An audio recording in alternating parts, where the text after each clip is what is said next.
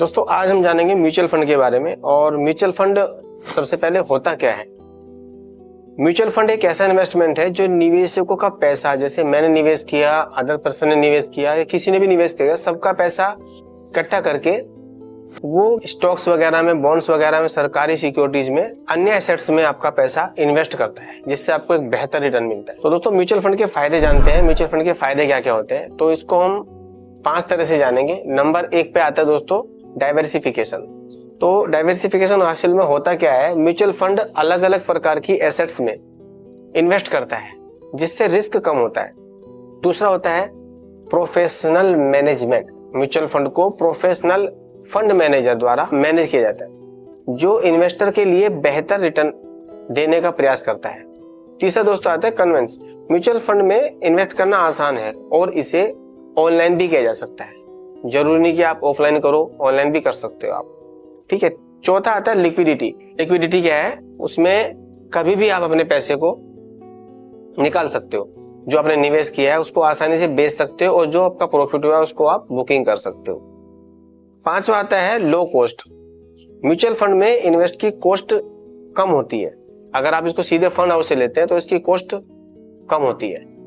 तो ये 5 तरह के फायदे हुए दोस्तों। इसमें म्यूचुअल फंड के फायदे क्या क्या है वो मैंने बता दिया आपको। म्यूचुअल फंड होता क्या है वो भी बता दिया मैंने आपको। अब जानते हैं कि म्यूचुअल फंड के प्रकार, कितने प्रकार के म्यूचुअल फंड होते हैं, तो उसको हम जानेंगे। लगभग 4 तरह के म्यूचुअल फंड होते हैं। नंबर 1 पे आता है इक्विटी फंड्स।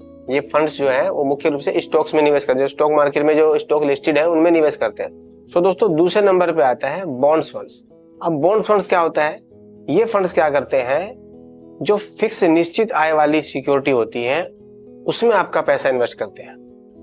तीसरा दोस्तों आता है हाइब्रिड फंड्स। ये फंड स्टॉक्स और बॉन्ड दोनों में निवेश करते हैं आपके पैसे को, जिससे रिस्क और रिटर्न का संतुलन बना रहता है। चौथा होता है दोस्तों मनी मार्केट फंड। अब ये मनी मार्केट फंड क्या होता है, ये फंड होता है कि जो शॉर्ट टर्म डेबिट में इन्वेस्ट करते हैं आपका पैसा और एक उचित रिटर्न आपको प्रदान करते हैं। अब दोस्तों हम जानते हैं कि म्यूचुअल फंड में आखिर निवेश करें तो करें कैसे।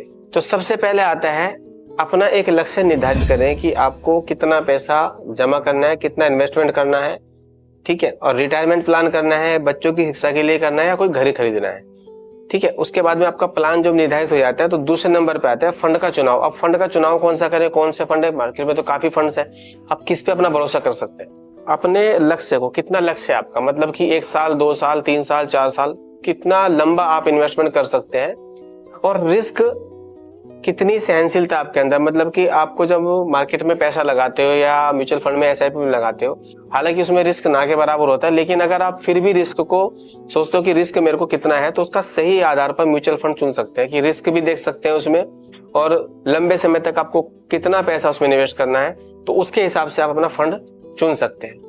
तीसरा आता है केवाईसी प्रोसेस। केवाईसी में क्या होता है कि आप कभी भी बैंक में जाते हैं अपना म्यूचुअल फंड में इन्वेस्ट करने के लिए, या फिर किसी ऑनलाइन आप ब्रोकर से करते हैं, तो उसके लिए केवाईसी होता है कि कस्टमर को जानने के लिए को प्रोसेस होता है आपका। आप ऑनलाइन या ऑफलाइन दोनों तरह से इन्वेस्ट कर सकते हैं। ऑनलाइन मतलब कि आप अगर आपने फोन से करना चाहते हैं या अपने ब्रोकर के थ्रू करना चाहते हैं तो वहां पे भी कर सकते हैं, और ऑफलाइन आप किसी बैंक में जा सकते हैं, वहां पे भी आप अपना इन्वेस्टमेंट कर सकते हैं।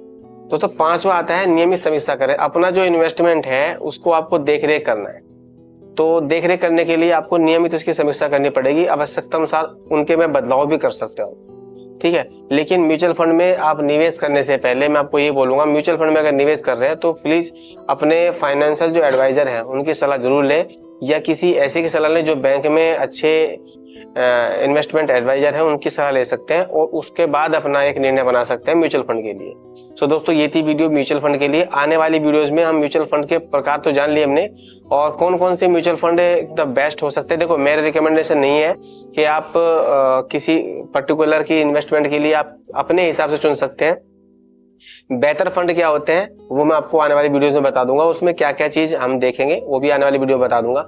तो दोस्तों वीडियो अगर आपको अच्छी लगती है तो प्लीज लाइक एंड शेयर कर सकते हैं, सब्सक्राइब कर सकते हैं मेरे चैनल को। मिलते हैं फिर ऐसी ही नई लर्निंग वीडियो में, तब तक के लिए ध्यान रखिए। जय हिंद।